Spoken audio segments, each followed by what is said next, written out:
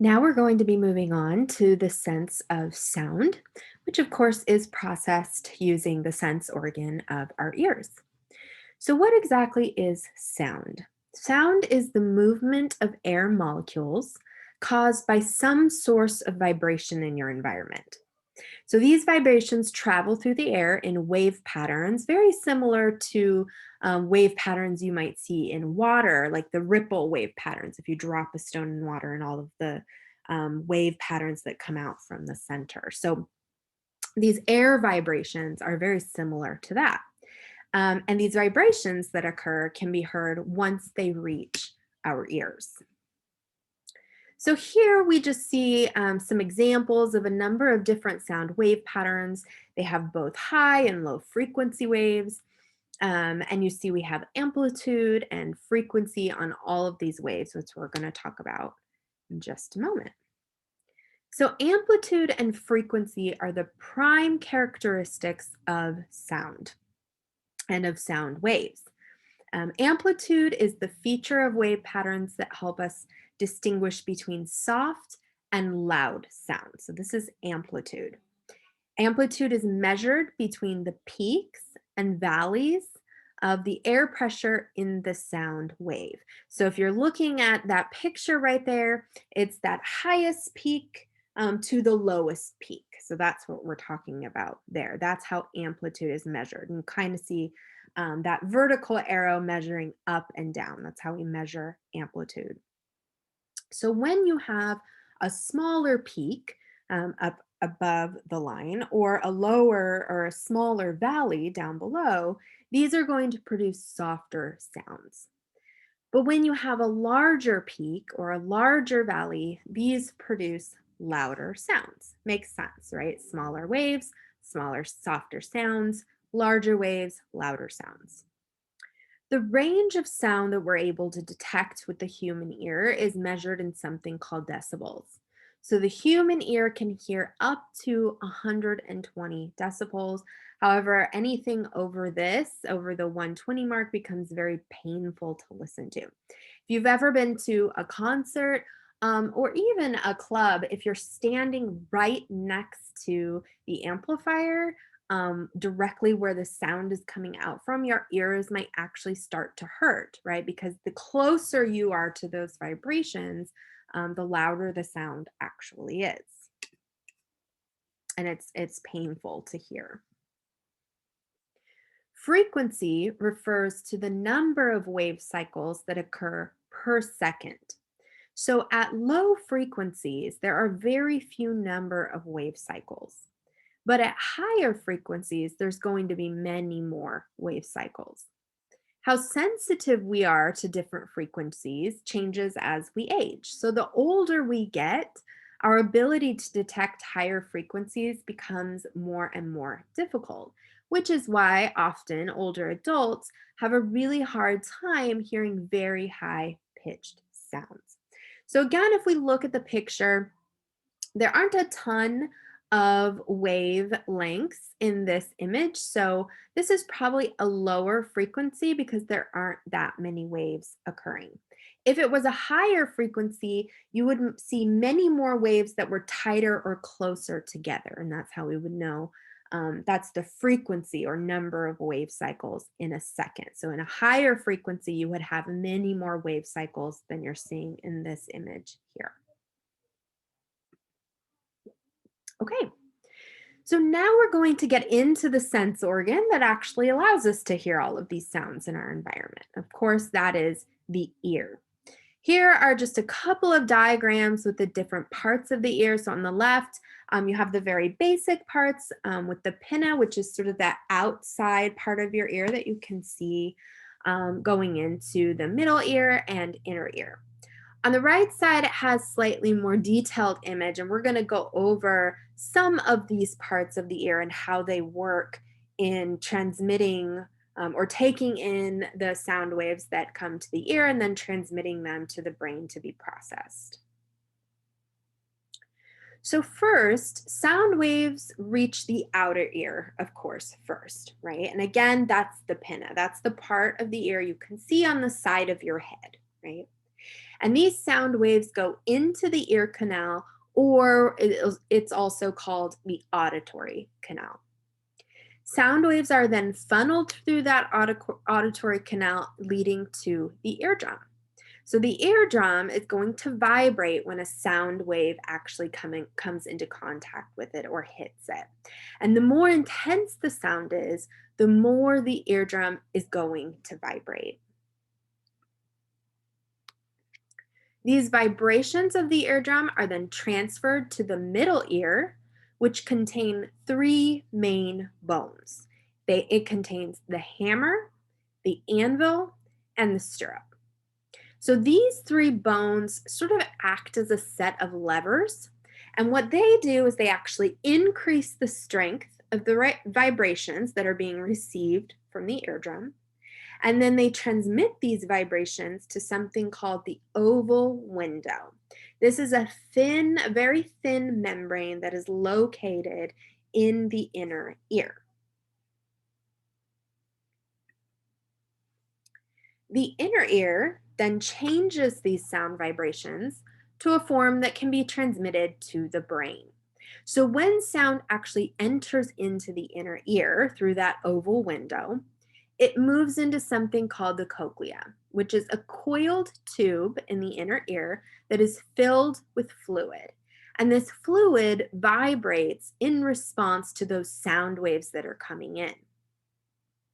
Then inside of the cochlea is something called the basilar membrane. This runs through the cochlea and actually separates it into two chambers, the upper chamber and the lower chamber. This basilar membrane is covered with hair cells that bend as sound vibrations enter the cochlea. So when these hair cells detect those vibrations, they then send a neural signal to the brain. So this is a multi-step process if you're looking at it, right? Sound waves come in contact with our outer ear, which is the pinna. They travel through that auditory canal. They come in contact with the eardrum. The eardrum vibrates in response to those sound waves, and then sends those vibrations through the middle ear. It contacts the three bones, the hammer, the anvil, and the stirrup. And then those three bones act as levers to sort of push those sound waves further into the inner ear. Once it gets to the inner ear, it goes into the cochlea and hits the basilar membrane. And those little tiny hair cells that are on the basilar membrane are what are responsible for actually the vibration that occurs on those, and then they send the neural signal to the brain. So once these auditory messages leave the ear, they're transmitted to the auditory cortex of the brain. So this is the place in the brain where sound is actually processed, right? So it goes through that multi-step process through the ear, but then it's actually transferred to the brain in the auditory cortex. Now, just like if you recall, we had certain neurons in the brain that were activated by specific physical stimuli that we could see. Remember, I mentioned that different neurons would be activated depending on the physical aspects of the stimuli you were seeing.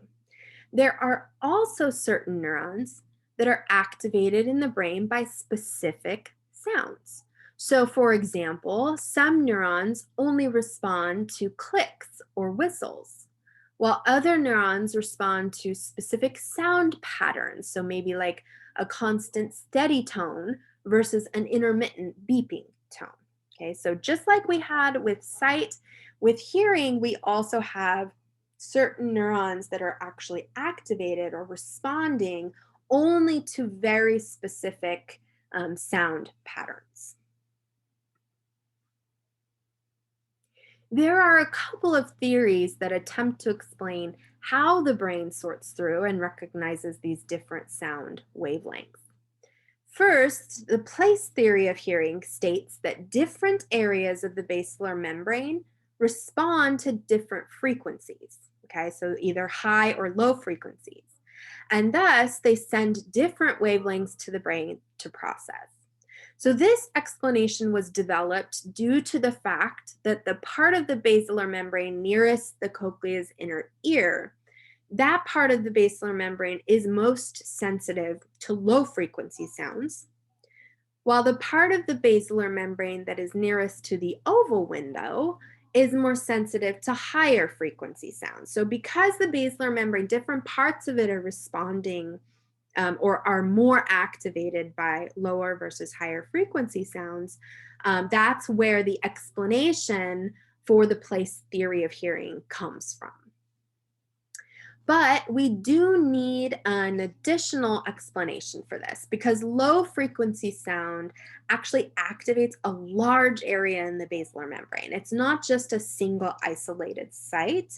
Low frequency sound actually affects a very large part of the basilar membrane. So it's not as easy as just saying, well, this half of the membrane responds to these frequencies and this half responds to the other frequencies.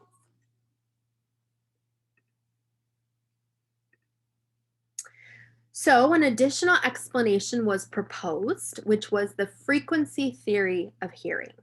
And this theory states that the entire basilar membrane acts as a microphone, which vibrates as a whole in response to incoming sound waves. So now we're not sort of looking at it as two separate parts that respond to different sound waves, but the whole membrane as a whole is going to respond to all sound waves. According to this explanation, the nerve receptors send out signals to the brain that directly relate to the frequency of the sound. So the number of wave crests per second. So remember that the frequency of a sound is the number of wave crests per second. So what this is saying is that the higher pitched sounds, which again, remember, they're going to have a higher number of wave crests per second. These sounds will result in a higher number of nerve impulses being transmitted to the brain, which makes sense, right? Because there's more wave crests per second incoming into the ear, and thus there's more impulses that are being transmitted to the brain. And conversely, the lower pitched sounds, which have a fewer number of wave crests per second, will result in a lower number of nerve impulses being transmitted to the brain, right? So there's fewer wave crests for lower pitched sounds, and therefore a lower number of nerve impulses are sent to the brain. Now, neither of these theories are actually able to provide a complete explanation for how we process sound. It actually seems like we need pieces from both theories because the place theory of hearing does better explain how we sense higher frequency sounds, but the frequency theory better explains how we sense lower frequency sounds.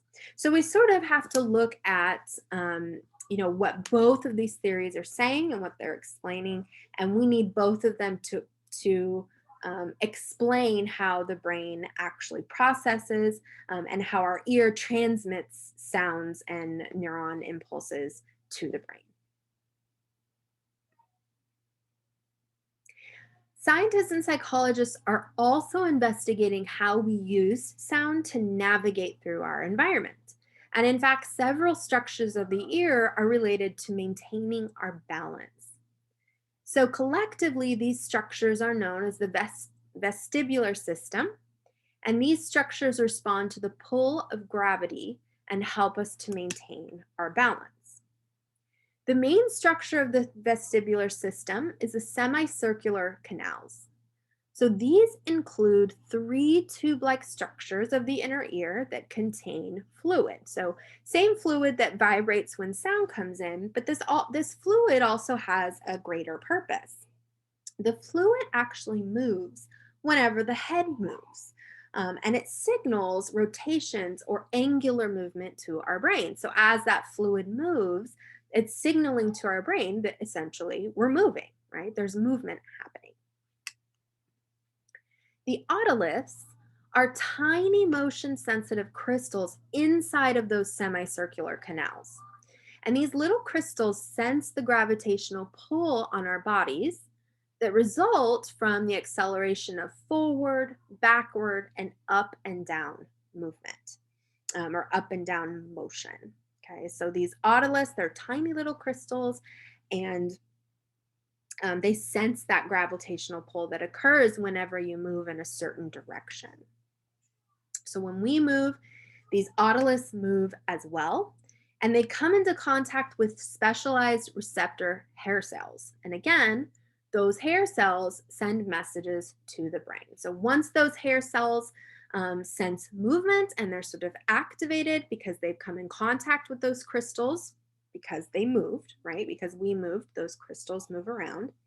They come in contact with those hair cells and they send messages to the brain regarding our movement. Now, space sickness often occurs when the brain is experiencing messages that are transmitted by weightless otoliths. So, because of the gravitational pull or the lack of gravitational pull in space, those little tiny crystals are actually weightless, right? And it often causes space sickness.